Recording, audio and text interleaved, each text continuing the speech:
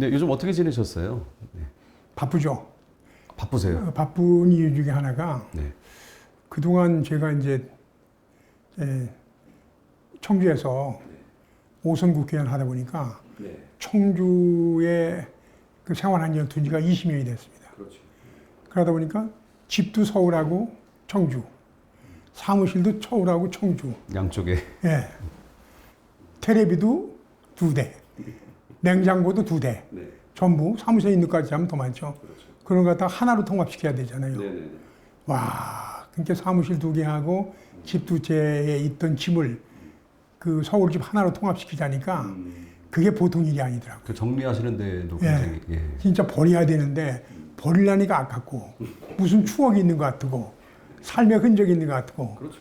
그래서 상당히 힘든 그 정리 기간을 지냈고 아무래도 또 정식적으로도 이제 그동안 제가 이제 공직생활을 주로 했잖아요. 1975년도에 행정고시 합격하고 77년도부터 공무원 생활 시작한 이후에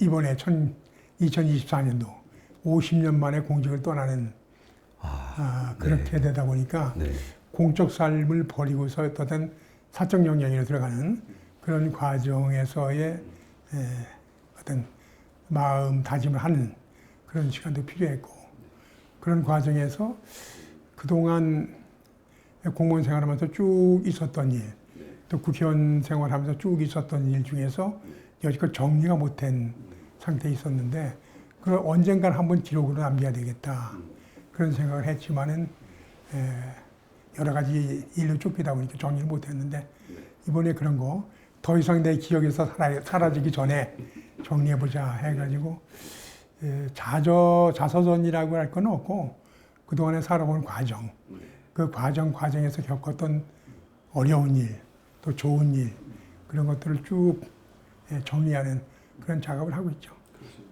지금 말씀하신 대로 그 정보통신부 차관 하신 이후에 뭐 한 20년 이상 17대부터 이제 내리 5선 국회의원 하시면서 정말 많은 일들을 해오셨단 말이죠. 그 자서전 이렇게 집필하시면서 이렇게 돌이켜 볼 때 가장 보람이 있었던 순간 어떤 게 가장 먼저 떠오르시던가요? 제 인생에서 가장 보람 있던 순간은 아무래도 정보개시장, 정보통신부에서 정보개시장 하면서 그 IT 강국, 인터넷 강국을 만드는 그런 노력을 했던 시절이 가장 보람 있고 성과가 있었던 것이 아닌가 이렇게 생각해요. 그 당시에 이제 김대중 대통령이 재임하는 기정인데 김대중 대통령은 전두환 대통령한테 사형 선고를 받고 옥에 계실 적에 엘빈 토플러의 제3의 물결이라는 책을 거의 외우다시피 하신 것 같더라고요. 그래서 계속 대통령이 되신 후에도 엘빈 토플러의 제3의 물결 이야기 계속했어요. 인류문명의 발전사에서 1만 년의 농업혁명, 또 1800년대의 산업혁명, 그 이대 제3의 물결, 정보화혁명이 오는데 정보화혁명 과정에서는 우리가 앞서 나가자. 우리가 1800년대 산업혁명 과정에서 결과적으로 일본은 거기에 편승했는데 우리는 산업혁명 과정에서 어떻게 보면 낙후되기 시작하면서 일본의 식민지가 되고 일본의 식민지가 된 것도 끝이는 것이 아니라 광복 후에 동족산전의 비극까지 겪었지 않냐. 지금은 분단된 나라가 됐는데 이것은 산업혁명 과정에서 우리가 제대로 대응하지 못했기 때문이다. 제3의 혁명이란 정보화혁명이 나오는데 IT 강국을 가기도 하고 정보화혁명에서는 다른 어느 나라도 앞서가 나가자. 이런 확고한 신념을 가지고 계셨는데 그 당시에 제가 이제 국가사회 정보화망의 실무를 총괄하는 정보통신부의 정보기획실장을 맡고 있었거든요. 대통령의 의지와 함께 어떻게 본다면 모든 국가사회 초고속 인터넷망의 구축이라든지 정보화 문제 이런 것들이 정보기획실장한테 실무적인 권한이 주어졌던 그 시기였기 때문에 그 당시에 초고속 정보통신망 구축하는 데서도 세계에서 가장 먼저 했죠. 미국의 고 부통령이 인포메이션 슈퍼 하이웨이를 건설하자 전 세계에 제안하고 인포메이션 슈퍼 하이웨이를 먼저 건설한 나라가 앞서 나가는 것처럼 그렇게 돼 있었는데 다른 어느 나라보다도 뒤늦게 출발했지만은 전국을 연결하는 광케이블망을 건설하고 그 당시는 다른 나라에서 상상도 하지 않았던 소위 집안에 ADSL망이라는 거. 다른 나라가 아마 제가 할 때는 뭐 그 190 정도의 110 kbps 정도의 망 구축기획을 산 거 센 거 비슷하게 우리는 3mbps급 ADSL망이가 가격장을 끌고 갔거든요. 그렇게 하면서 인터넷 강국이 되기 시작했죠. 그걸 바탕으로 해가지고서 우리 거라잖아요. 그 검색 엔진이 있는 나라는 전 세계에서 한국밖에 없다. 미국 저 구글 빼놓고서. 그 네이버가 있단 말이죠. 다음이 있고. 인터넷망이 조기에 보급되다 보니까 우리나라가 네이버하고 다음이라는 그 포털을 만들 수 있고 검색 엔진을 만들 수 있었던 거죠. 그리고 또 그걸 바탕으로 해서 전자정부도 세계 1위를 계속 유지했죠. 초고속 인터넷의 보급 1위, 전자정부 1위, 또 우리나라만의 유일하게 네이버나 다음이라는 검색 엔진을 가진 나라. 이런 나라를 만들어 갔던 것이 가장 보람 있는 것이 아니냐. 그래서 흔히들 말할 적에 그런 얘기도 가끔 해요. 김대중 대통령께서 만들어 놓은 걸 가지고서 그 이후에 대통령들이 먹고 산다. 이런 말씀 하실 정도로 그 당시에 가장 보람이 있었던 시절이었다. 지금 와서 보면 뭐 당연한 듯 보이지만 이미 그 벌써 몇십 년 전인가요? 김대중 대통령 때 그때 씨앗을 뿌려놓고 그럼요. 그 결실을 우리가 지금 예. 누리고 있는 예. 그런 상황이고 그때 또 실무를 또 총책임을 맡으셨었고 그러셨군요. 그 당시에 했던 것 중에서 당시에 청와대 경제수석이 강봉균 수석이 있었어요. 강봉균 수석께서 전화가 와셔가지고 우리가 아무리 해도 국민들이 체감하지 못하면 안 되는 것이 아니냐. 국민들이 체감할 수 있는 걸 먼저 한번 해보자. 뭐 생각하십니까? 그러니까 내비게이션 한번 해보자 이러더라고요. 그 당시만 해도 어디 원거리를 가거나 멀리 가려면은 지도책을 피고서 지도책 누구나 다 한 조수석에 번씩. 앉은 사람이 막 읽어주고 어디가 좌회전 우회전 막 그렇게 하고 다녔는데 한번 내비게이션 만들어 보자. 알겠다고 그렇게 해보자고. 그렇게 하고 나서 이제 소위 말해 아날로그 지도죠. 도면상에 있는 지도 이것을 디지털 지도로 전환시키는 작업을 그 전국을 다 하기 시작하고 그렇게 하고 나서 민간에서는 그 지도를 바탕으로 내비게이션을 만드는 거죠. 그 길을 찾아갈 때까지 만들었죠. 그 다시에 민간에서는 그걸 받아가지고 어디가 차가 막히느냐, 어디로 가면 빨리 갈 수 있느냐 그런 기능까지 넣기 시작했죠. 그래서 티맵 같은 경우에는 그 SK 그 휴대폰을 이용하는 자들의 이동 속도, 티맵을 이용하는 사람 이동 속도를 보고서 어느 길이 막힌다. 그런 여러 가지 기술이 발달해가지고 아마 지금은 당연한 것처럼 내비게이션 없으면 아무데도 못 가는 사람이 돼버렸지만은 그런 것들이 만들어진 배경, 다른 나라보다 더 빨리 만들어진 배경. 지금 우리가 우리 지도를 구글한테 안 줘요. 그 구글 내비게이션이 한국에서 상당히 취약합니다. 그 외국인들이 불편 중에 하나가 그거라. 그렇죠. 구글에서 계속 수치지도 정밀도 달라. 그 가만히 보니까 우리가 구태 줄 필요가 있느냐. 더구나 안보상해도 있는데 정밀 수치지도를 왜 구글한테 우리가 주느냐. 그래서 지난번 국회 차원에서 논의된 과정에서 주지 말자. 우리 국내 업체만 가지고 있는 거죠. 국내에서 우리나라 운전자 중에서 아마 구글 내비게이션 쓰는 사람 거의 없을 겁니다. 그렇죠.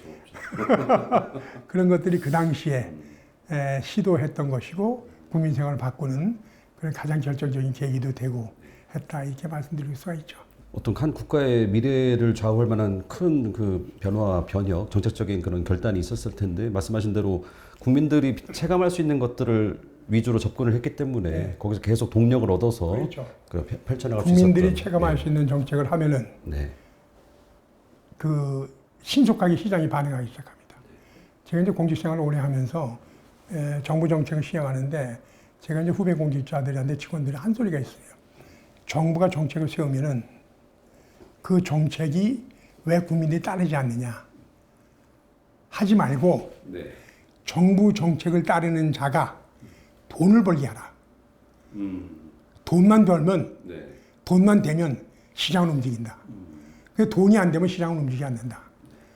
아까 내비게이션 같은 것도 실제 해보니까 돈이 되니까 민간 사업자들이 계속 다 되는 거죠.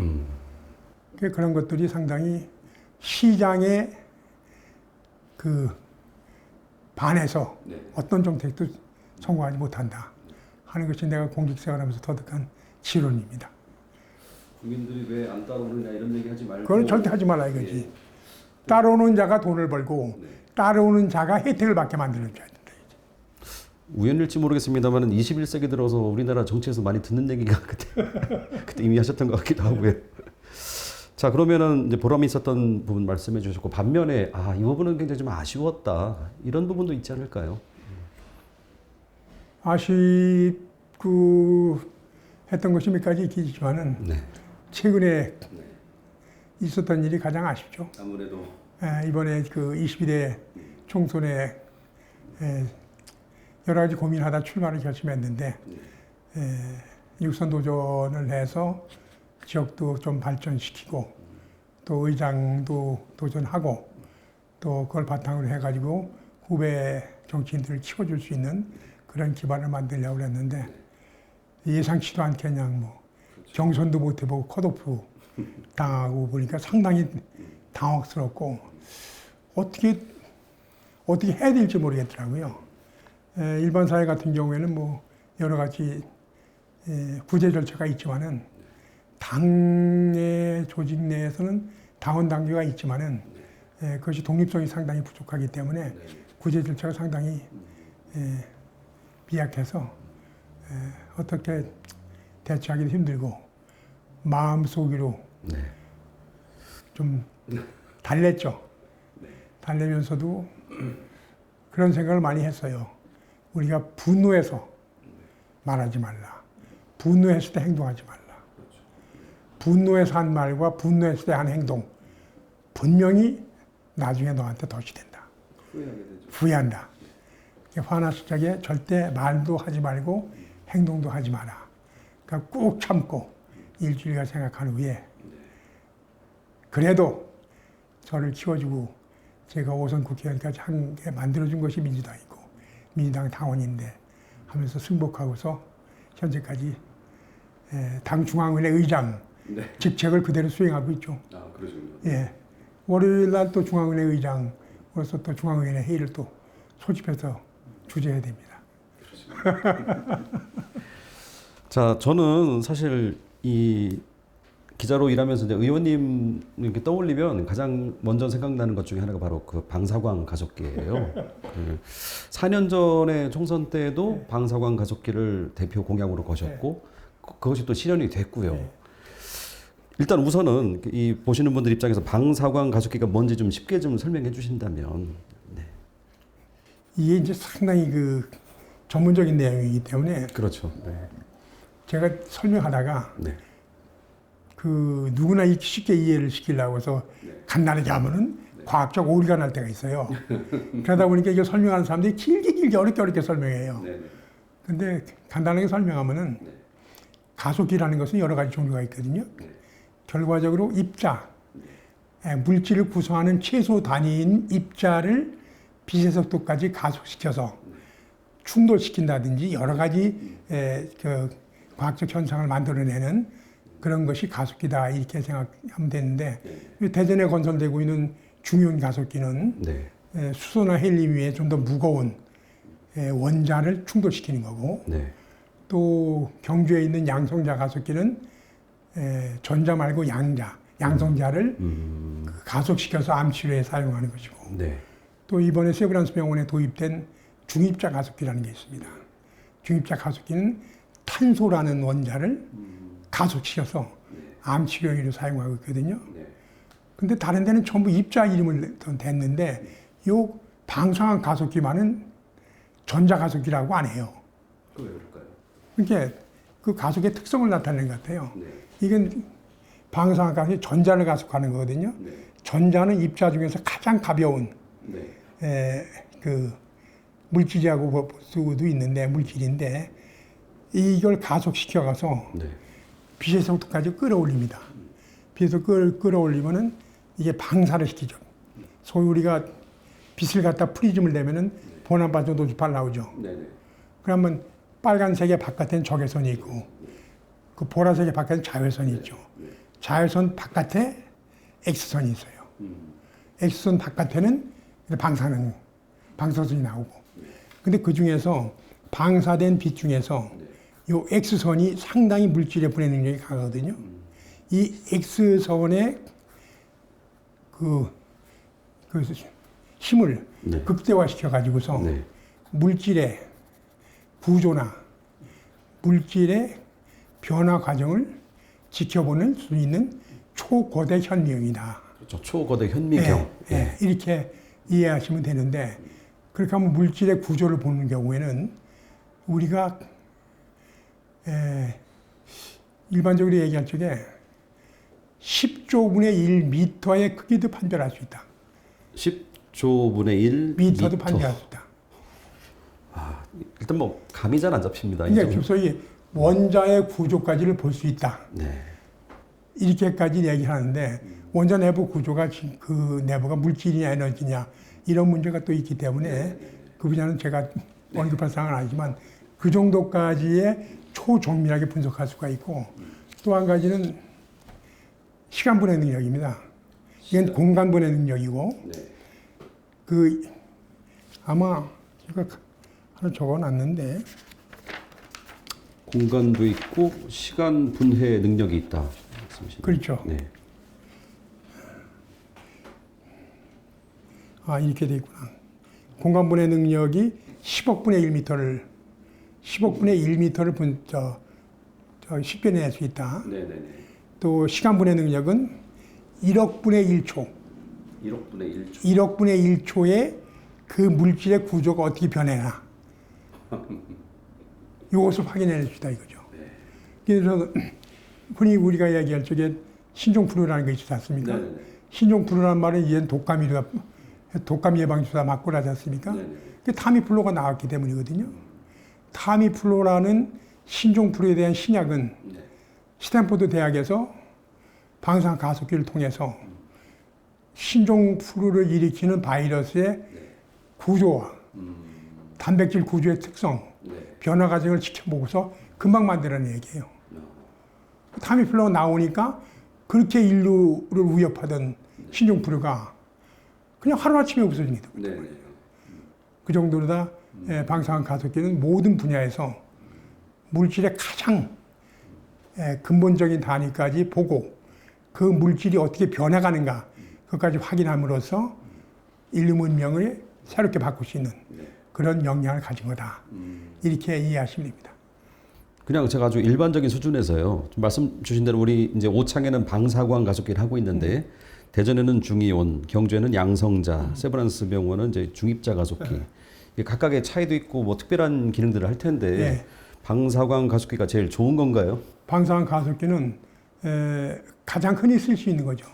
예를 들어서 중이온 가속기가 대전에 건설되고 있지 않습니까? 그 중이온 가속기는 건설 자체의 목적이 다릅니다. 어떤 산업적 용도로 쓴다든지 아니면 뭐 이번에 그 세브란스에 도입된 중입자 가속기 같은 건 암 치료 이런 목적을 하지만 중이온 가속기는 중이온 무거운 원자를 무겁지도 않아요 사실. 그냥 엄청 빛의 속도까지 끌어올려서 두 개를 충돌시켜 버려요. 두 개가 입자가 충돌하면 충돌해서 파괴될 거 아닙니까? 엄청나게 빠른 속도니까. 파괴되면은 거기서 신물질이 나오느냐. 그게 뭐냐. 우주가 만들어질 때 최초에 발생한 물질이 뭐냐. 빅뱅 당시에. 그렇죠. 그런 것부터 우리가 이제 그 고등학교 물리 시간에 주기율표라는 거 있지 않습니까? 주기율표가 있는 모든 원소가 우리가 인간이 알는 원소거든요. 물질이죠. 그거 이외에 다른 물질이 있느냐. 그것까지를 연구해서 인류 우주의 기원을 밝혀내는 그런 연구를 하겠다는 것이 이제 중이온 가속기입니다. 그 중이온 가속기가 되게 좋은 건 줄 알고 대전시장이 상당히 많은 돈을 들여서 대전시가 지원하겠다 했다가 산업적 효과는 아무것도 없거든요. 또 학문의 영역 같아요. 학문의 영역이지. 그러니까 나중에 뒤로 뺐던 그런 결과도 제가 있는 걸로 기억하고 있는데 그래서 가장 산업적 기능이 가장 강할 것이 저는 현재로서는 방사선 가속기라고 보고 있고 방사선 가속기를 그 당시에 제가 이제 그 그 과기부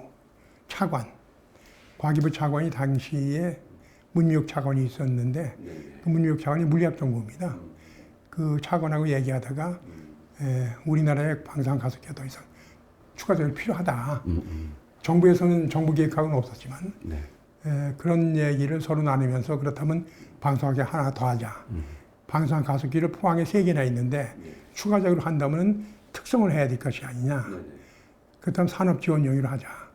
우리가 첨단 산업에 나가야 되는데 첨단 산업을 육성하기 위해는 포항에 있는 가속기는 상당히 영향의 한계가 있고 너무 매진대에 설치돼 있다. 그렇기 때문에 산업지원용 가속기 하나 만들자. 이런 계획을 세워가지고 이시종 지사, 아까 말씀드린 이시종 지사님하고 상의해서 방사능 가속기 하나 추가 건설하고 우리 청주로 유치해보자.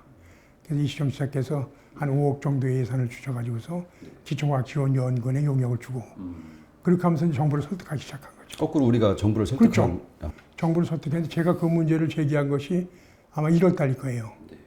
그 정부에서 끄떡도 안 하더라고요. 추가적으로 가속기를 건설할 계획 없다. 국가과학기술자문회의에서 더 이상 가속기는 건설하지 않기로 했다. 의결하는 사항이 있었어요. 그 왜 그랬을까요? 왜냐면 그 아까 말씀드린 대전의 중의원 가속기 있지 않습니까? 네네. 그게 돈을 먹는 하마가 돼버렸어요. 돈을 먹는 하마가 돼 돈을 엄청나게 들어갔는데 완공을 못해요. 우리나라 기술력의 한계라든지 그런 것 때문에 완공을 못해요. 계속 돈만 먹고 결과물이 안 나오고 또 일부에서는 그렇게 많은 돈을 들여서 우주 빅뱅의 신비를 캐는 것을 우리가 해야 되느냐 이런 문제까지 나오고 그러다 보니까 그럼 그것이 완공될 때까지는 더 이상 가속기 건설하지 않는다. 이렇게 국가과학기술자문회의, 대통령 자문회의 의결하는 게 있어가지고 안 되더라고요. 안 됐는데 계속 저는 이시종 지사님하고 준비하고 계속 정부를 설득하는 거죠. 지금 하지 않으면 안 된다. 우리가 첨단 산업, 전략 산업구가 나가야 되는데 첨단 산업을 육성하기 위해서는 흔히들 우리가 초격차 얘기하지 않습니까? 초격차의 기술력을 확보하지 않으면 안 되고 초격차의 기술력을 확보하기 위해서는 방사능 가속기가 절대 필요하다. 산업지원력이 필요하다. 이런 주장이 끄떡도 안 하더니 그해 7월 달인가요? 일본에서 반도체 소재 부품 장비에 대한 수출 규제가 있었죠. 네네네. 그 얘기가 딱 나오더라고요. 그래서 그 당시에 내가 청주에 있어서 충청북도 정기자실에 가서 내가 그 기자회견 했을 거예요. 지금 일본에서 소재 부품 장비, 반도체 소재 부품 장비에 대한 수출 규제를 하고 있다. 어떻게 할 거냐. 이제 세계가 변하고 있는데 우리가 지금 가속기 하나 만들어서 소재 부품 장비부터도 우리가 개발하는 하고자 하는 그런 의지를 표시하지 않으면 우리는 첨단 전략 산업에 뒤질 수밖에 없다. 이거 다시 한번 기자회견에서 정부 측에 얘기했더니 그때 정부에서 반응했어요. 그랬군요. 해봅시다. 꿈쩍도 안 하던 정부가 그 전혀 다른 얘기잖아요. 뭐 정치적, 외교적 문제에서 파생된 일본과의 그렇죠. 그 문제 때문에. 예. 그것 때문에 이게 풀려나가게 된 계기도 됐고. 근데 이제 그게 조심스러운 것 중에 하나가 우리가 이제 그 냉전 체제가 해체되고 나서 그 세계화 시대, 자유무역주의 시대가 있었잖아요. 그 시대에 우리나라는 엄청나게 수출을 통해서 성장할 수가 있었죠. 그 당시에 만들어진 것이 소위 서프라이 체인입니다. 그래서 소재 부품은 일본하고 미국하고 EU에서 만들고 장비는 반도체를 제작해내서 장비는 대부분 미국하고 유럽에서 만들었습니다. 근데 그것을 소재 부품 장비를 통해서 완성품을 만드는 완성품 제조 능력은 한국하고 대만에 있었죠. 소위 대만의 TSMC하고 한국의 삼성전자하고 하이닉스. 거기서는 외국에서 만드는 소재 부품 장비를 가져다가 가장 완벽하게 설계를 해가지고 그 장비를 효과적으로 설치하고 설계를 해서 가장 효율이 높은 반도체를 생산해냈죠. 그러니까 이게 분업화가 되어 있는 거예요. 소재 부품 장비는 거기서 하고 완성품은 대만과 한국에서 만들고, 근데 이것이 냉전 체제가 서서히 해체되기 시작하면서 신냉전 체제가 되기 시작했잖아요. 더구나 중국이 급격하게 이제 부상하기 시작하면서 단순히 경제 강국으로서가 아니라 군사 강국까지 부상해야 되다 보니까 미국에서 중국에 대한 견제를 하지 않을 수 없는 그런 상황이 돼버렸고, 그렇게 하다 보니까 신냉전 체제가 들어서기 시작하고, 이제는 그동안 미국은 소재 부품 장비만 생산하고 완성품은 대만이나 한국에서 생산했는데 그것이 불안하다. 미국에서 완성품 공장을 줘야 되겠다.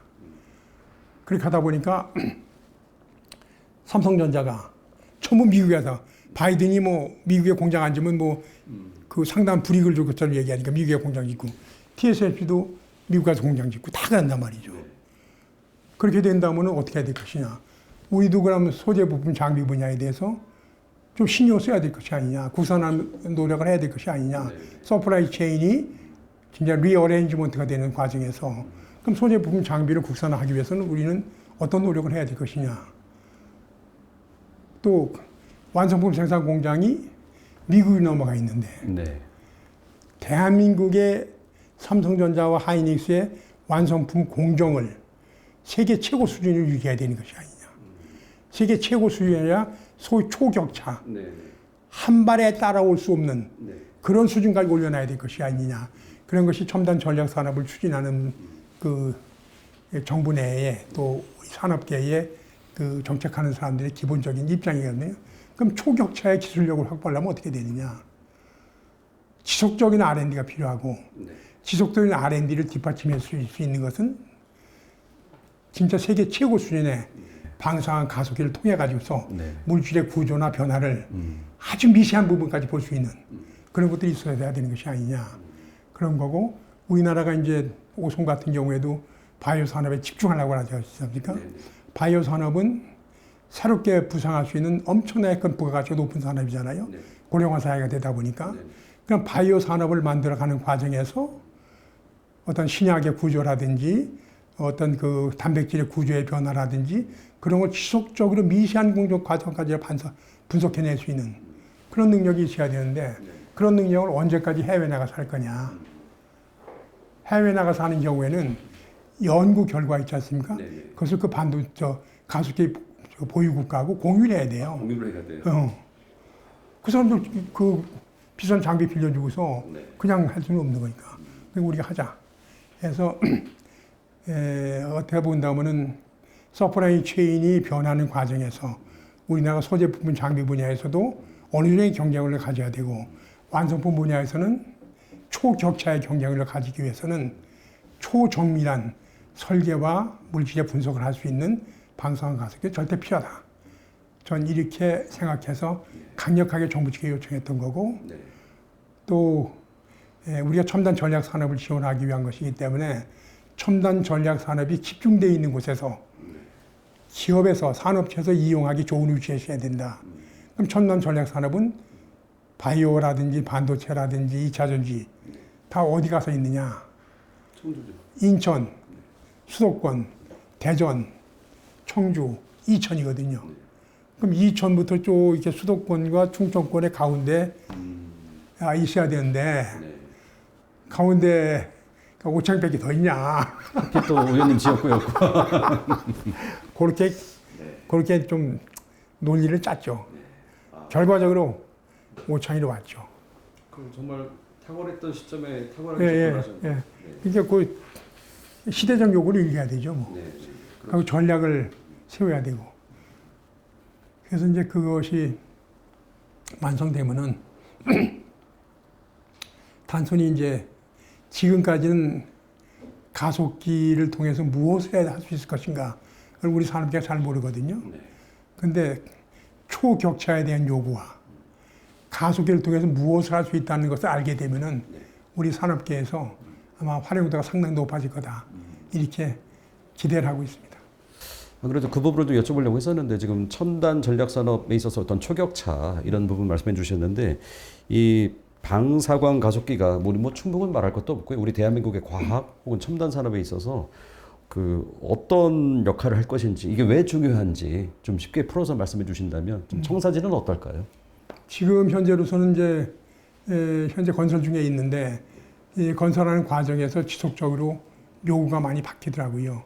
의학계에서도 요구가 많이 들어와 가지고서 살아있는 생명체까지를 분석해낼 수 있는 그런 빔라인도 하나 구축해내야 되는 것이 아니냐 이런 요구들도 상당히 있고 그래서 추가적인 그 설계 변경이 계속 있을 거라고 예상을 하고 있습니다.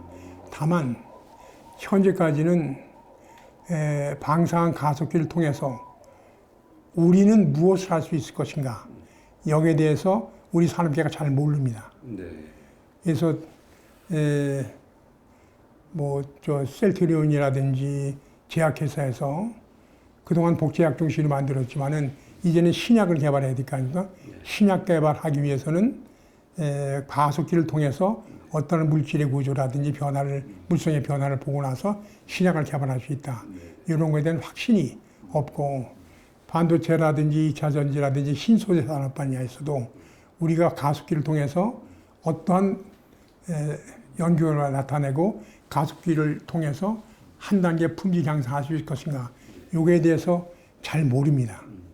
모르기 때문에 지금 충청북도에서도 관심을 가지고 있고 과학기술정보통신부에도 관심을 가지고 있는 것이지 가속기를 통해서 무엇을 할 수 있다는 것을 분명히 우리 산업계에 알려줘야 됩니다.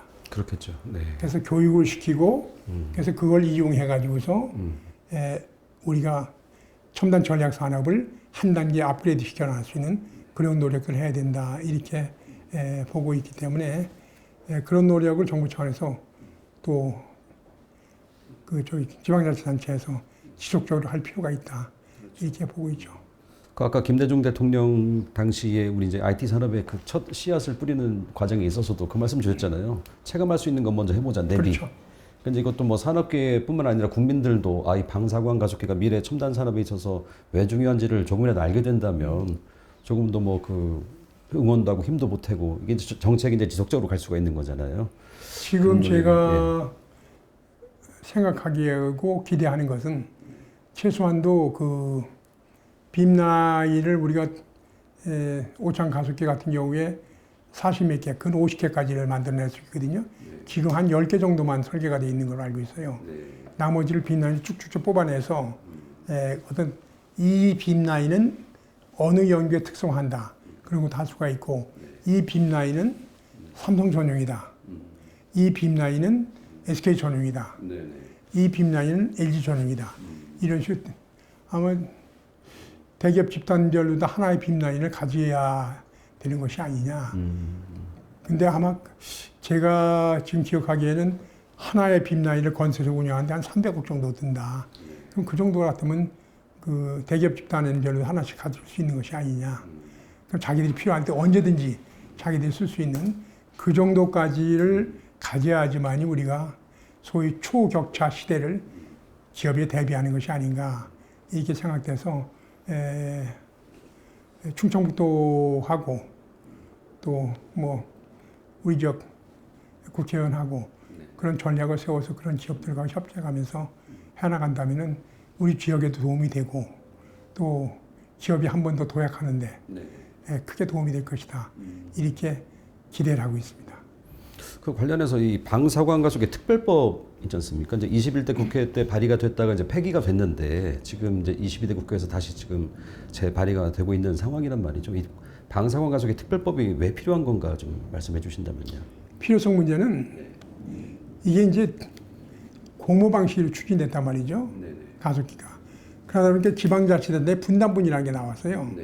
지방자치단체 분담분이 나오다 보니까 부지를 충청북도가 되는 걸로 돼 있어요.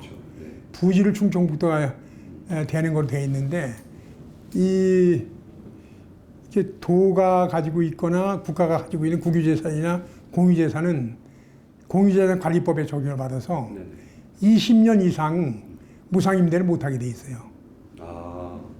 근데 그 1조 원 넘는 가습기를 건설해 놓고서 20년 후에 때려 부실 수도 있는 것도 아니고 그러니까 얘기 안 된다. 그래서 이번에 제가 제출했던 법안은 최소한도 무상임대기간을 50년을 하고 네. 언제든지 추가 연장할 수 있게끔 그렇죠. 이 가속기가 수명이 다할 때까지 연장할 수 있게끔 그렇게 무상임대기간을 연장할 수 있는 그런 법적 근거를 하나 만들고요. 두 번째는 이제 가속기 운영기관이 생길 거 아닙니까? 저는 현재까지는 기초과학지원연구원 운영기관으로 생각하고 있습니다만은 기초과학지원연구원의 국가와 지방자치단체가 출연 등을 통해 가지고 거기서 아까 말씀드린 대로 인력센터를 만든다든지 뭐 데이터 센터를 만든다든지 여러 가지를 출연해서 가속기를 좀 더 효과적으로 활용할 수 있는 기반 시설을 지원할 수 있는 그런 근거도 마련해 줘야 되거든요. 그런 내용이 들어가 있습니다. 그런 내용이 들어가서 국회에서 제가 소속되어 있던 과학기술정보방송통신위원회 상임위원회 거의 통과시켰어요. 통과시켜서 법사위에 넘어가 있는데 법사위가 지난번 21대 국회 말에 좀 제 역할을 제대로 못했지 않습니까? 그 와중에 어떻게 처리가 안 되고 그냥 그 폐기되고 말았는데 특별하게 법적 내용에 논란이 있는 것이 아니기 때문에 그러네요. 좀 말씀 들어보니까. 법적 내용에 논란이 있는 것이 아니고 그 21대 국회 말에 어떤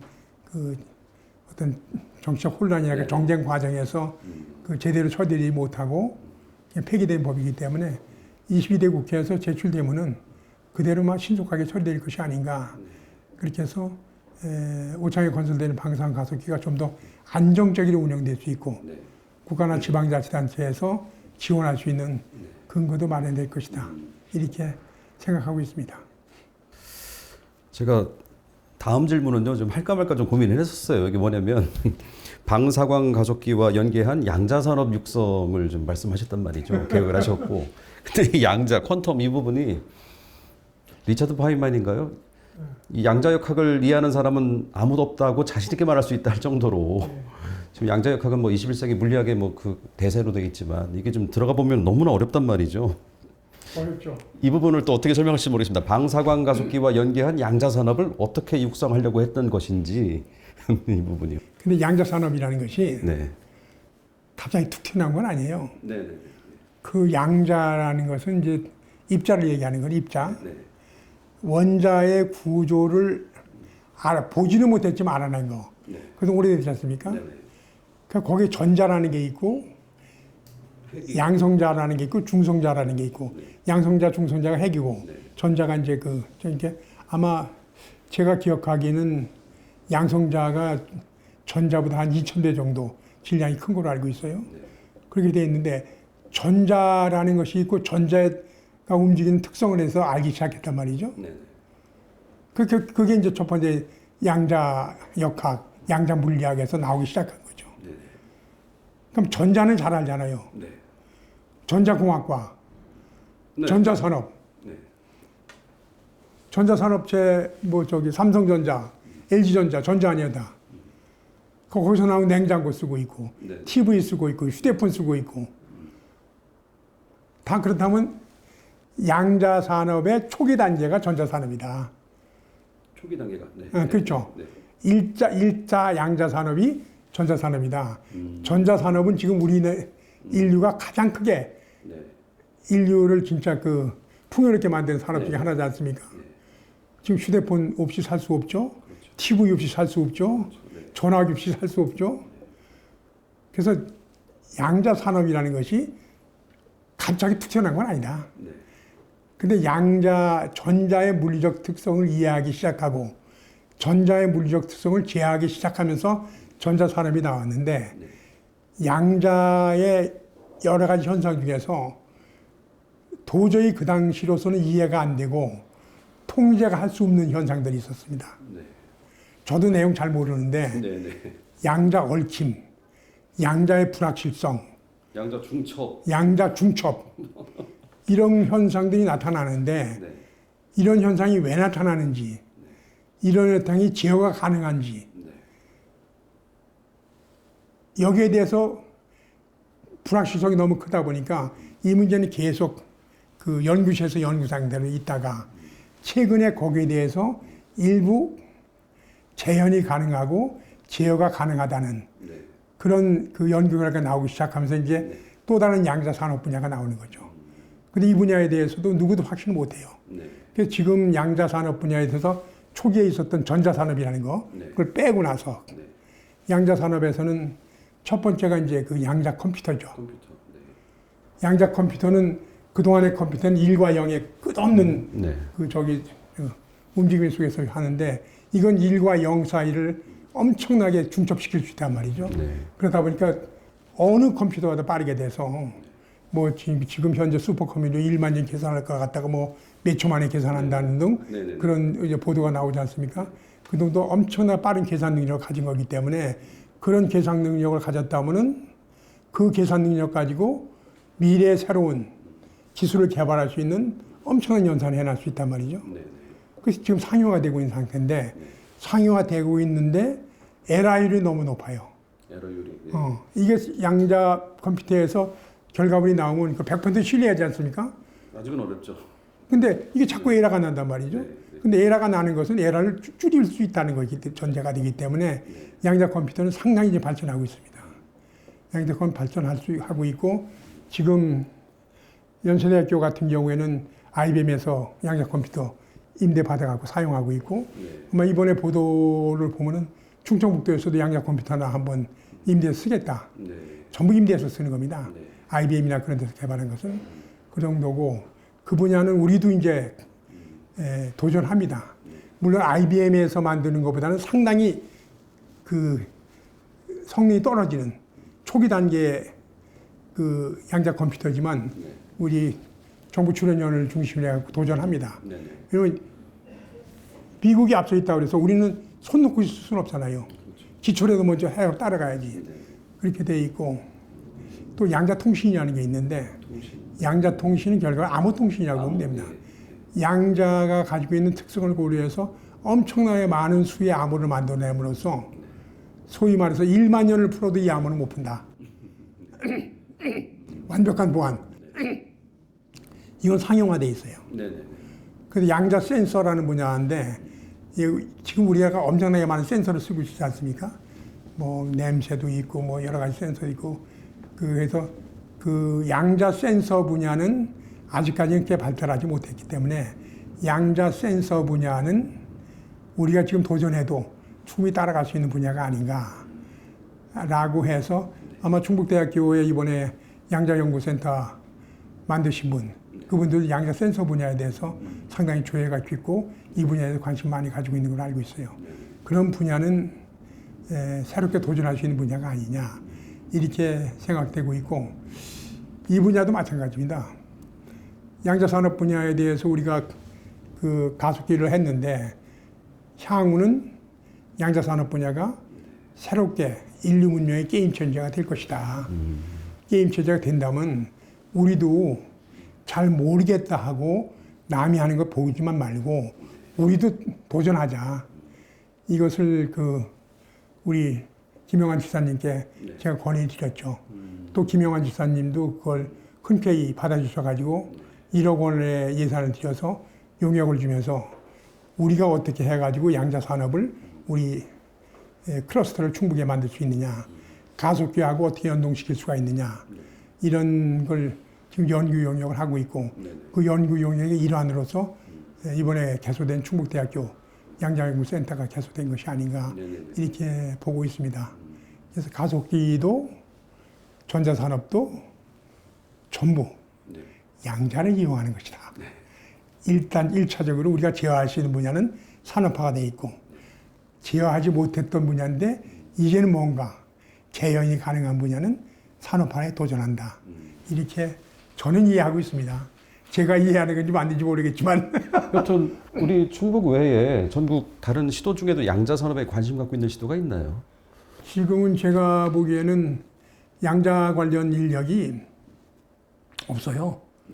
양자 그 역학이나 양자 물리학에 대해서 전공한 교수나 뭐 산업계는 거의 없고 그분들이 정부 출연 연구기관하고 서울에 있는 몇 개 대학하고 충북대학하고 대전에 있는 출연 연구기관 요 정도에서만이 손으로 꼽을 정도의 전문 인력이 있다. 이렇게 보시면 됩니다. 그래서 미리 선점해서 도전하자. 우리가 항상 어렵다고 잘 모르겠다고 남이 하는 거 지켜보던 시대는 이제는 버려야 되는 것이 아니냐. 그런 차원에서 가속기여에서 양자산업 분야에서도 좀 도전해달라. 이런 것들을 그 김영환 지사님께 권해드렸던 겁니다. 방사광 가속기도 처음에 주창을 하셨고, 사실 제가 이제 양자산업, 양자역학 하면 이제 흔히 들었던 얘기는 되게 뭐 양자 컴퓨터라든가 기존의 슈퍼컴퓨터보다 뭐 그 연산 속도가 말도 안 되게 빠른 그 정도 하고 뭐 암호 이 정도란 말이죠. 아직도 저는 양자산업이 펼쳐질 미래가 그려지진 않습니다, 솔직히. 그러나 여튼 오창에 방사광 가속기를 해오셨기 때문에 이것과 연계한 양자산업도 좀 선점을 해보자 이런 취지를 일단 알고. 그렇죠. 이번에 네. 저는 아주 저 충북대학교 연구센터를 개소한 것이 그 충북대학교하고 충청북도가 합동을 한 거 아니겠어요? 네. 거기에 일차 목표가 정부가 발주하는 사업 따오자. 네. 그 양자산업을 체계적으로 육성하지 않을 수 없는 것이 과학기술정보통신의 입장이거든요. 네. 과학기술정보통신부가 그런 산업을 추진해서 계속 양자물성연구소라든지 여러 가지를 공모를 할 거예요. 공모할 적에 충북은 준비돼 있다. 네, 네, 네. 그걸 미리 대비하고 있자 이거죠. 미래를 위해서는 미리 대비한 자가 아니면 절대 찾아먹지 못합니다. 그래서 그 전문가를 찾고 작은 예산을 들여서 미리 대비하자. 그리고 기회를 보자. 기회가 있을 때 놓치지 말자. 이런 것들이 제가 그동안 이 과학기술과 첨단 산업에 대한 그 최소한도 정책 분야에서는 전문가라는 얘기를 들으면서 일했던 사람들의 입장입니다. 충분히 그 결코 뒤처지지 말고 앞서 나가기를 기대합니다. 여튼 방사광 가속기도 그렇고 양자산업도 그렇고 의원님 어디 계시든 간에 계속 좀 관심을 갖고 좀 이렇게 리드를 좀 해주셨으면 좋겠어요. 알겠습니다. 네. 다른 얘기를 좀 한번 해볼까요? 이제 충청권 4개 시도가 이제 하나로 뭉쳐지는 그 같이 이제 충청광역연합 예전에 이제 메가시티라고 했었죠. 이제 이게 지금 추진이 되다가 드디어 올해 이 충청광역연합이 이제 행안부의 조건부 승인을 받았습니다. 연내 출범을 하게 되는데요. 의원님께서는 이 초창기부터 메가시티에 관심을 많이 기울여 오신 걸로 알고 있는데 이게 또 어떤 의미를 갖는 것인지. 제 충청광역연합이라는 것이 구체적으로 내용이 어디까지가 구속력이 있는 것인지 네네. 구속력의 문제거든요. 네. 협력한다는 별 의미가 없죠. 그렇죠. 더군다나 그 4개 시도지사가 있고 네. 시도의회가 있는 상황에서 그 구속력 없는 연합이라면 협력이라는 것이기 때문에 상당한 한계가 있을 것이다 이렇게 보고 있고요. 제가 이제 그 충청광역 메가시티를 주장하게 된 가장 큰 배경은 행정중심 복합도시가 세종시에 생겼잖아요. 근데 행정중심 복합도시가 제 역할을 못했죠. 못했는데 이제 국회가 분원이 됐든 뭐든 내려오지 않습니까? 네네. 그 대통령실이 제2집무실이 내려오겠죠. 네네. 그럼 국회와 대통령 집무실 내려오는 걸 계기로 해갖고 행정중심 복합도시를 중심으로 한 신수도권 시대를 열자. 행정중심 복합도시를 만들게 된 배경이 국가의 균형발전이거든요. 수도권 집중을 억제하기 위해서 행정중심 복합도시를 만들었으니까 행정중심 복합도시를 중심으로 신수도권 시대에 첨단 서울역 산업벨트를 만들고 그러면서 충청광역 메가시티를 구성하자. 이런 것들을 계속 얘기했던 거죠. 근데 현재가 전국적으로 이제 논의가 되는데 여러 가지 이제 조심스럽고는 하죠. 이래서 이제 그 우리가 이제 불경 얘기하지 않습니까? 네, 불경. 네. 그리고 대구 경북 얘기하지 않습니까? 네네네. 그 원래 뿌리가 같거든요. 그렇죠. 경상남도, 경상북도란 말이죠. 그 쉽게 합칠 수가 있어요.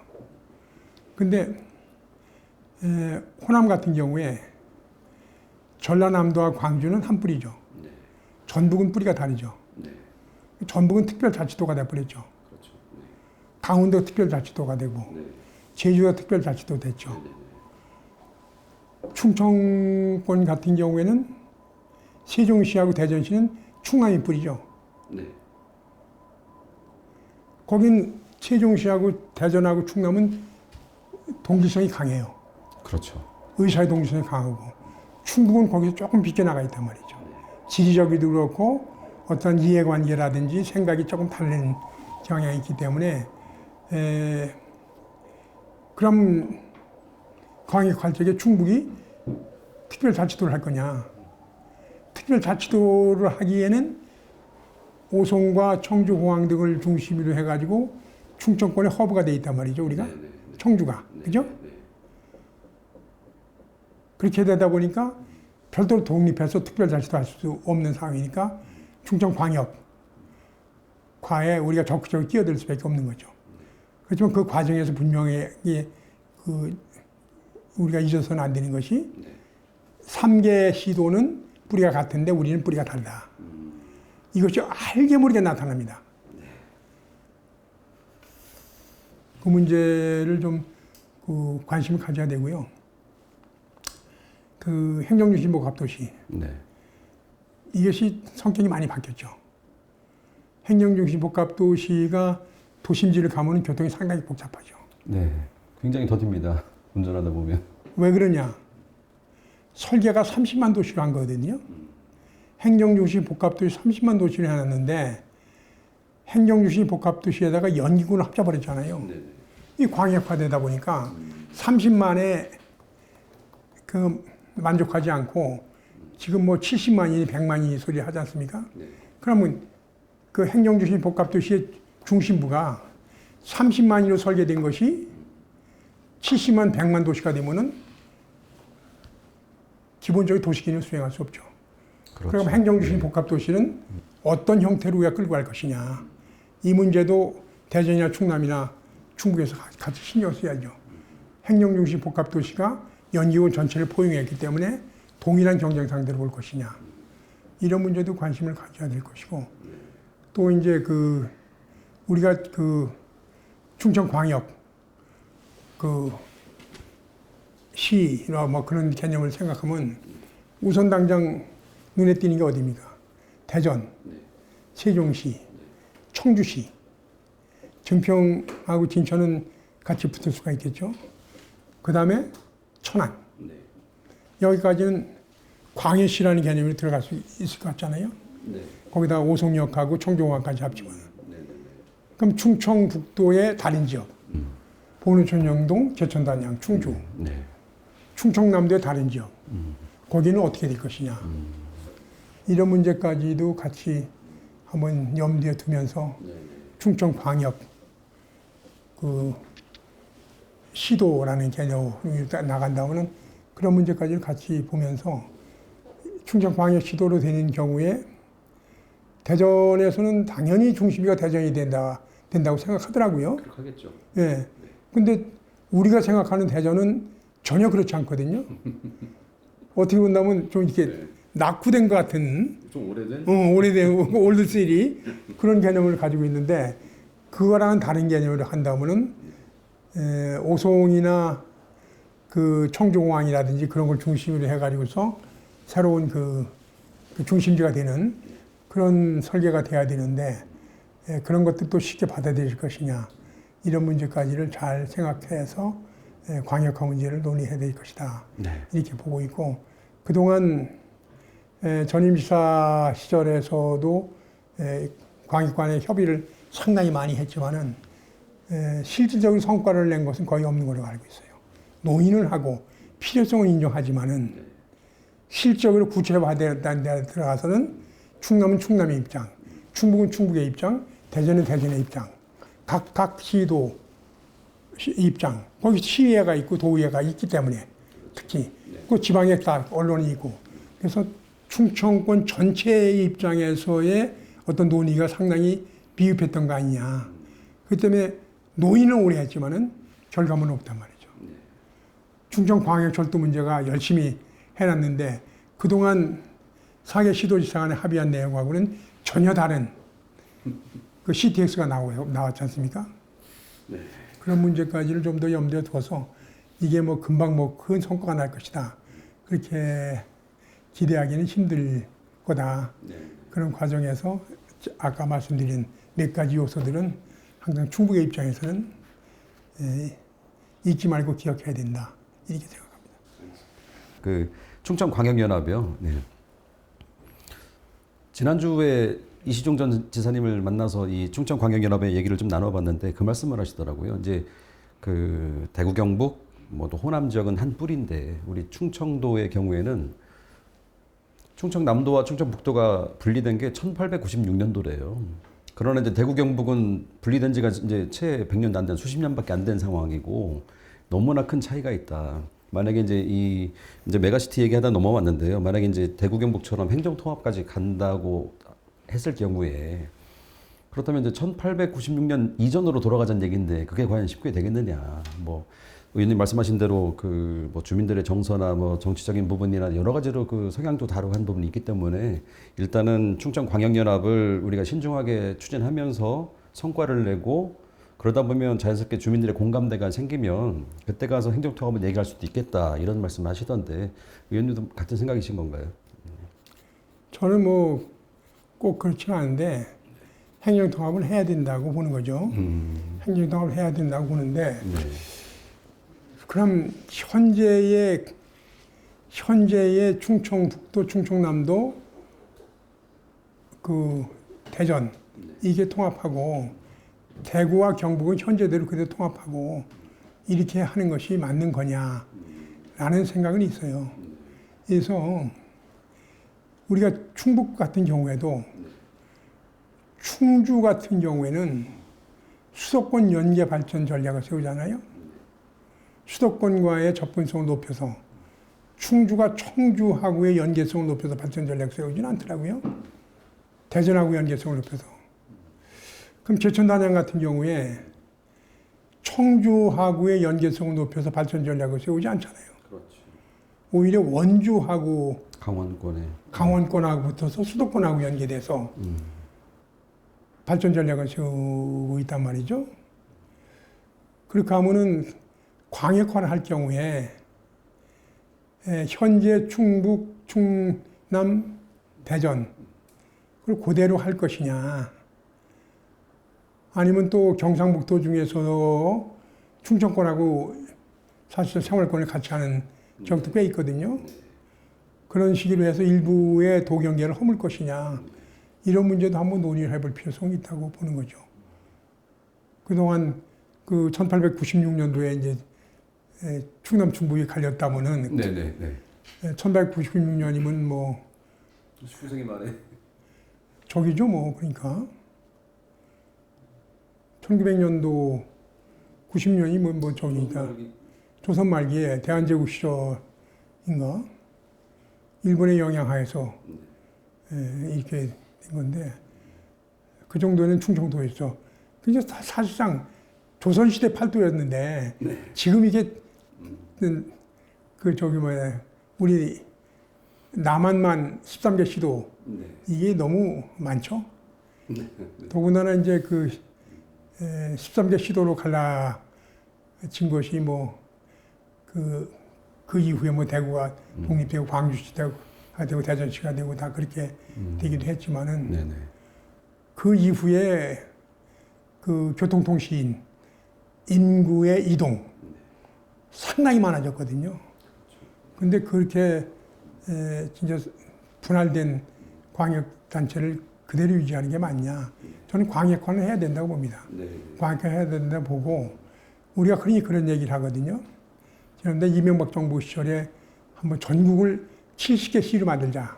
70 논의하다가 중단된 적이 있는데 지금 중앙정부가 있고 시도가 있죠. 그 다음에 시군구가 있고 그다음에 읍면동이 있지 않습니까. 4단계 행정체제 속에 공무원들이 꽉 차 있거든요. 과연 우리가 4단계 행정체제를 가질 필요가 있느냐. 이게 상당한 낭비가 되는 것이 아니냐. 솔직히 사업하시는 분들은 어떨지 모르겠지만 내가 뭘 하고자 할 적에 어디 가서 읍면동에 가서 뭘 하고 구청에 가서는 뭘 하고 시청에 가서 뭘 하고 도청에 가서 뭘 하고 중앙정부에 가서 뭘 해야 되는지 잘 모르거든요. 근데 왜 민원 업무라든지 사업 업무를 차지하는데 그 4개 행정기관이 국민의 삶을 규제를 해야 되느냐. 그래서 저는 이명박 대통령 시절에 했던 것들도 한 단계를 없애자는 거였거든요. 행정체제를 한 단계 없애자. 더군다나 요즘 그 전자정부가 발달해가지고서 전자정부 24시인가 거기를 보니까 네네. 이번에 그 전입신고 또 그냥 인터넷으로 하면 되고 직접 해보셨어요 이번에? 그럼요. 인감증명서도 인터넷으로 발급까지 해준다고. 그렇게 된 판에 민원은 일관 처리 시스템 발달하고 한 상태에서 왜 다단계 그 행정조직이 필요하냐. 그것도 엄청난 국고 낭비인데 이런 차원에서는 광역화는 절대 필요한데 광역화할 경우에 기존에 있는 광역단체를 단순 통합을 할 것이냐 아니 일부 생활권에 따라서 일부 조정할 거냐 발전 그 전략에 따라서 할 것이냐 이런 문제도 함께 검토했으면 좋겠다 이런 생각이고 그런 경우에 이제 또 이제 소외되는 지역이 있겠죠. 그런 문제도 함께 그럼 고민을 해봐야 되는 것이 아니냐 이런 생각입니다. 사실 이제 우리 충청권 4개 시도는 이제 하나의 특별 자치단체를 만드는 거잖아요. 충청광역연합. 사실 이제 우리나라에 처음 이제 정부가 승인한 것이고 처음 가보는 길이기 때문에 아까 말씀 주신 대로 어떤 역할인지 결국에는 권한과 재정으로 구별이 되는 것 같아요. 네. 정부에서도 연방제 수준의 지방자치를 하겠다라고 말은 하는데 실제로 우리 충청광역연합에 어느 정도의 권한과 어느 정도의 재정을 부여할지는 모르겠습니다. 가봐야 되는 길이기도 하고요. 또 대구 경북이 지금 행정 통합을 얘기하고 있는데 빠르면 2년 뒤에 통합 시장을 뽑을 수 있게 될지도 모르겠어요. 어떻게 될지 모르겠지만 여튼 그런 것들 우리 도민이나 국민들이 보다 보면 그러면 우리 충청권도 통합해야 되나 좀 계기가 되지 않을까 다시 생각해보는 그런 정도로 좀 일단 정리를 할 수 있을 것 같고요. 네. 다시 이제 그 자서전 얘기로 좀 돌아가 보도록 하겠습니다. 이제 앞으로의 계획과도 이제 관련해서 여쭙는 건데 왜냐면 이제 사실 이제 정치인들이 이제 자서전을 쓴다고 할 경우에는 그 자체로 그 굉장히 정치적인 의미를 담고 있는 경우도 종종 있거든요. 그래서 지금 이 자서전을 쓰시는 이 이유가 향후 활동 계획과도 관련된 것인지 혹시 그것이 정치적인 영역인 것인지 좀 궁금하긴 합니다. 저는 자서전 쓴 내용이 그런 향후 활동 계획이나 그런 거하고 관련이 전혀 아닙니다. 그동안에 내가 살아온 기록들을 한번 정리해 놓자. 그런 취지고 그래서 그 제가 경험한 내용을 에피소드 중심이다. 여러 가지를 정리해서 놓은 상태다. 그리고 이것이 만약에 출간이 되는 경우에는 아무래도 자서전이라고 하는 경우에도 타인의 이름이 들어갑니다. 그렇죠. 타인의 이름이 들어가는 것은 그 사람한테 부담이 될 수도 있고 또 득이 될 수도 있고 네. 그런 내용들이기 때문에 이것을 출판한다는 것은 더군다나 조심해야죠. 그렇죠. 그런 문제이기 때문에 현재는 그동안에 제가 살아온 길과 일을 해온 일들을 정리해 놓는다. 그 정도에서 머물고 만약에 출판을 한다는 경우에는 제가 이제 새롭게 사회활동을 하게 한다든지 그럴 때를 대비해서 또 신중할 그런 계획을 가지고 있습니다. 일단은 정리를 해놓으시겠다. 그렇죠. 비망록처럼 예. 이렇게 해놓으시고 이제 그래서 거기다 출판한다 개별 사안에 대해서 의미를 부여해야 되거든요. 흐름이 있어야 되니까. 그런 데서 여기까지는 지금 생각을 하고 있지만은 아직 출판 문제까지는 크게 고려하지 않고 있습니다. 만약에 에피소드 위주로 쓰신다고 하면 이제 나중에 출판하신다면 독자들이 읽을 때도 되게 흥미롭게 읽을 수도 있을 것 같다는 생각이 드네요. 네. 그 가족들하고 읽어보는데 되게 재미있다고 하더라고요. 그런가요? 저도 언젠가 한번 읽어볼 기회가 있었으면 좋겠습니다.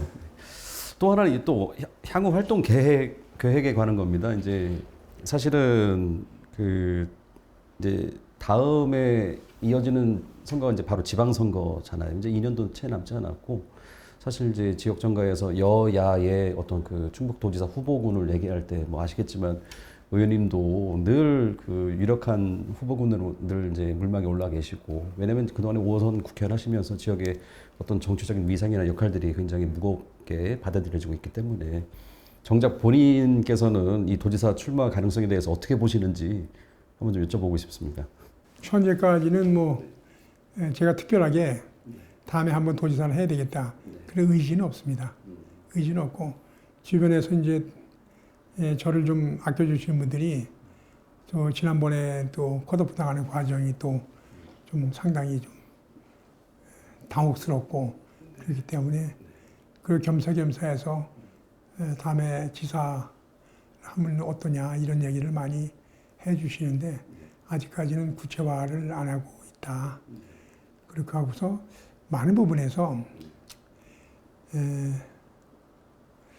진짜 충북을 좀 잘 알고 미래에 대한 비전까지를 끌고 갈 수 있는 그런 젊은 지도자가 있었으면 좋겠다. 이런 생각을 합니다. 다만 그것을 기대하기 힘든 상황이 현재다 보니까 제 이름까지 자꾸 나오는 것이 아닌가 이런 생각을 해서 좀 신중히 검토해 나가도록 하겠습니다. 뭐 그 가능성을 완전히 닫아놓으신 상태는 아니겠네요. 후배 공직자라든가 후배 정치인들 중에 이 정도라면 뭐 내가 꿈꿔왔던 미래에 대한 비전이나 어떤 뭐 내가 평생에 쌓은 전문성 이런 부분들을 이어서 할 만하다라고 보여주는 후배가 혹시 눈에 띄는 후배가 있나요? 뭐 실명을 말씀 못 하실지 모르겠지만 뭐 많이 생각했던 사람들이 있는데 아직까지 뭐 그 구체화는 못 시키고 있고. 여튼 공직 생활 이후에 한 20년 이상을 정치인으로 살아오셨잖아요. 그 정치인 변제일이 우리 도민들이나 국민들한테 어떤 정치인으로 기억에 남고 싶으신지 여쭤본다면요. 처음에 정치를 제가 2004년도에 출마 권유를 받고 내려왔을 적에 그 당시에도 제가 이제 그 오랫동안 했던 것이 첨단 산업하고 산업 정책하고 과학기술 정책을 주로 했기 때문에 이 분야에서 내가 지역에 기여를 하자. 그리고 초원 군에 그 당시만 해도 뭐 2004년도는 전형적인 농업군이었죠. 소위 그 청원 군 공무원 중에 청주공고 출신이 제일 많았다. 그런 시대였었으니까.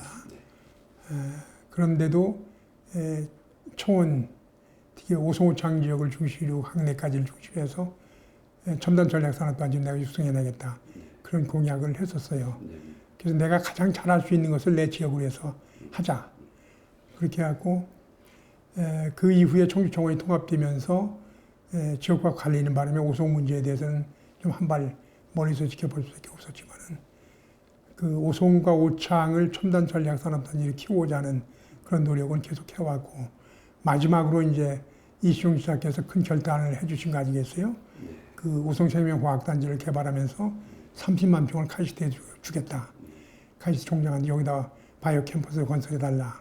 이런 얘기를 듣고서 또 이광인 총장께서 흔쾌히 협약하시면서 이제 바이오 캠퍼스를 하겠다. 이런 얘기를 해 주셨는데 그래서 그런 것들이 바이오 캠퍼스가 들어서고 영재고등학교 뭐 또 어차피 들어서는 거고 국제고가 들어서고 그렇게 하면서 오송오창 지역이 첨단 전략 산업단지로 발전할 수 있는 일단 기반을 만들었다. 완성은 못했지만은 거기에 대해서 상당히 보람을 느끼고 변재리가 한다고 그러더니 마지막에는 방사능 가속기에다가 마무리하지 못했지만 양자산업이라는 또 하나는 화두를 던지고 갔다. 그런 지역을 위해서 끝없이 미래에 대한 비전을 제시하는 정신이었다. 이런 사람으로 기억되고 또 한 가지는 우리끼리 얘기했던 게 있습니다. 언젠가는 내가 정치를 그만두겠지만 떠날 때 뒷모습이 부끄럽지 않은 사람이 됐으면 좋겠다. 아름다웠으면 더 좋겠지만 근데 이번에 물론 여러 가지 이유로 인해서 그 불출마를 하게 되고 일단 저게 됐지만 그렇게 부끄럽지 않은 그 것이기 때문에 뒷모습이 좀 부끄럽지 않은 정치인이 되고 싶다. 이런 것이 꿈이었고 소망이었고 그렇게 되려고 노력을 해왔고 정치라는 게 참 쉽지 않습니다. 오죽했으면 뭐 교도소 담장 위를 걸어간다 이런 소리 할 정도로 다 힘든 과정을 겪으면서 정치를 하는 것이지만 그런 과정에서도 진짜 가끔마다 요즘에 그런 생각을 해봐요. 네. 그 전에 공무원 생활할 적에 전임자가 이임하면서 대과 없이 임기를 마쳤다 소리 많이 했지 않습니까? 지금도 흔히들 그 얘기하시죠. 근데 아니 대과 없이 대충 떼고 나가려면 뭐하러 그 공직하느냐, 뭔가 성과를 내야 되는 것이 아니냐, 이게 제 지론이었었는데 네. 정치는 대과 없이 끝나면 다행이다. 잘못하면 뭐 진짜 뭐 그 이상한 데 가고 막 그러지 않습니까? 우리 주변에도 뭐 계속 재판받고 뭐 대과 없이 끝내는 것도 참 대단한 성과구나 이런 생각도 들기도 하고 그렇지만 하여튼 주변에서 평가가 부끄럽지 않은 정치인 네. 또 끝없이 새로운 그 미래에 대한 비전을 제시하면서 그 지방자치단체과 협조하고 주민과 협조하면서 그 방향으로 지역사회를 끌고 갔던 그런 정치인으로 기억됐으면 좋겠다 이런 생각입니다. 그런 역할을 계속 하기를 뭐 중앙에서 하게 될지 지방에서 하게 될지는 모르겠지만 하려고 노력을 하도록 하겠습니다. 하여튼 뭐 2004년도에 처음 정치 입문하시면서 말씀하신 대로 내가 가장 잘할 수 있는 것을 가지고 우리 지역과 우리 국가를 발전시키고 변화시켜 보겠다 이런 말씀하셨고 실제로 그게 눈으로 지금 나타나고 있고요. 방사선 가속기, 뭐 양자산업도 그렇고 그것들이 이제 앞으로 펼쳐질 미래에 대한 비전, 꿈 저도 좀 기대를 많이 갖고 있습니다. 아마 잘 될 거예요. 네.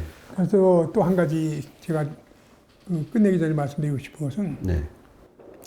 아까 충청광역 뭐 연합도 얘기하시고 그랬는데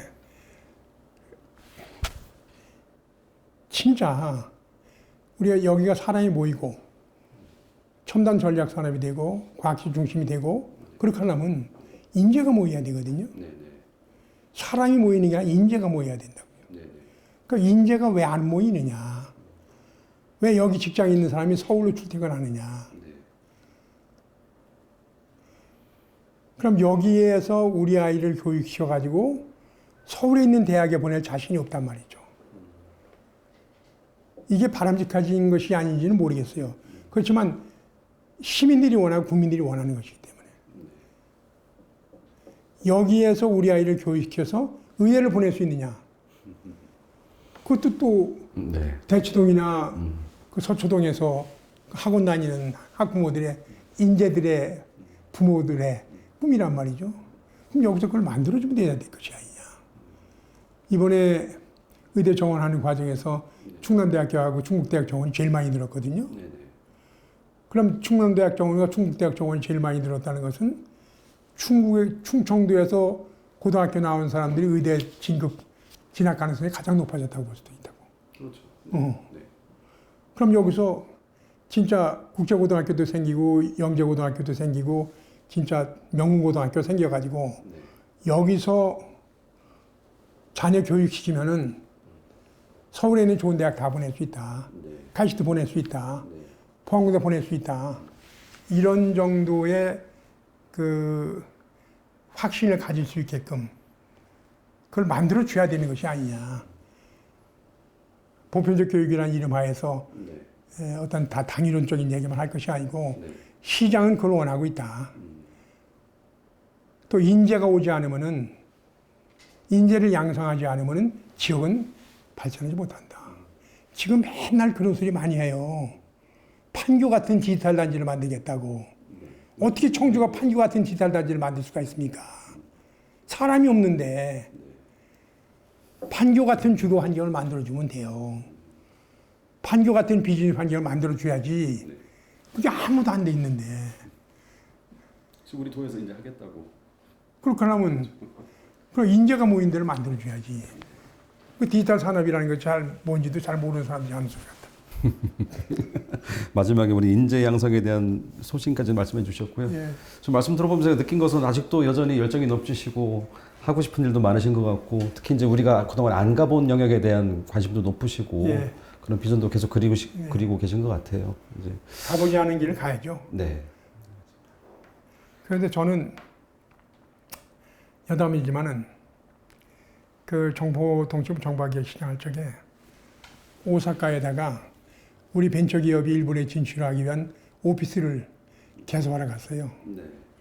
그때 오사카를 방문할 때 오사카 지역에서 오사카 일본 측에서 연락이 왔어요. 오사카에 우리 벤처기업의 그 저기 사무소를 개소하러 가는데 벤처기업에 진출할 수 있는 사무소 개소하러 가는데 오셔서 혹시 딴 데 돌아보실 때 있으면 말씀하시라고. 그래서 오사카 성을 가보겠다 그랬어요. 오사카 성을 가보겠다고 할 적에 그때 일본 측에서 나온 반응이 그랬다고 합니다. 그 도요토 히데요시가 오사카 성에서 조선 침략을 지휘했잖아요. 네, 그것 때문에 그러니까 그 변재일 정보통신 정보회계시장이 오사카 성을 방문해서 IT로 일본을 정보를 하겠다고 오는 거냐, IT로 일본을 정보를 하겠다고 오는 거냐, 거꾸로 정보를 한다. 이런 네. 얘기가 거기서 나올 정도로 네네. 우리나라가 IT가 급속도로 발전했어요. 네. 그렇게 하면서 내가 그 당시에는 저희 집사람한테 그런 얘기를 했더라고요. 정보통신 분야, IT 분야는 자신 있게 일본 출하겠다. 근데 출하했잖아요. 네. 뭐 전체가 산업 전체가 경제 산업 전체가 출하하는 건 아니지만은 그 분야는 우리는 그런 그 도전 의식 가지고 자신감을 가지고 끝없이 도전하면은 이길 수 있다고 봅니다. 아마 제가 보기에 지금 마지막에 해주신 말씀은 그 뭐 자서전이 될지 모르겠지만 그 에피소드 중에 하나 들어가지 않을까. 알겠습니다. 오늘 긴 말씀 감사하고요. 여기까지 하겠습니다.